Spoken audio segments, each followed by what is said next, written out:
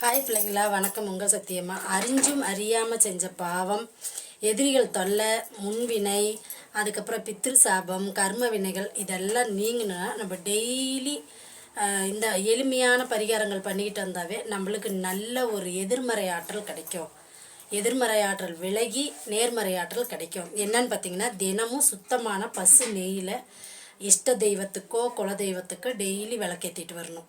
அதுக்கப்புறம் பார்த்திங்கன்னா, மத்தியானம் 12 மணிக்கு மேலே காக்காய்க்கு கொஞ்சம் சாப்பாடு வைக்கணும். அதுக்கப்புறம் பார்த்திங்கன்னா, வயசானவங்க யாராக இருந்தாலும் யாருக்கோ ஒருத்தருக்கு சாப்பாடு தானமாக வாங்கி கொடுக்கலாம். அப்படி இல்லையா குழந்தைங்களுக்கு இனிப்பு வாங்கி தரலாம். சரிங்களா? அதுக்கப்புறம் பார்த்திங்கன்னா, எறும்புக்கு சர்க்கரை வைக்கணும். இதெல்லாம் நம்ம டெய்லி மறக்காமல் செய்கிற அன்றாட வேலைகள். இதெல்லாம் செய்ய ஆரம்பித்தோம்னாவே நம்மளோட கர்ம வினைகள், பித்ரு சாபம், எதிரிகள் தொல்லை இதெல்லாம் நீங்க ஆரம்பிச்சிடும். இந்த எறும்போட கதை, சர்க்கரை வச்சா நம்ம எத்தனை ஜென்மத்துக்கு எத்தனை தலைமுறைக்கு நம்மளுக்கு தர்மம் காக்குங்கிறத நான் பெரிய வீடியோவில் போடுறேன். அதை மிஸ் பண்ணாமல் பாருங்கள். சரிங்களா? ஓம் சக்தி, அங்காள சக்தி. நல்லதை மட்டும் நினைப்போம், நல்லதே நடக்கும்.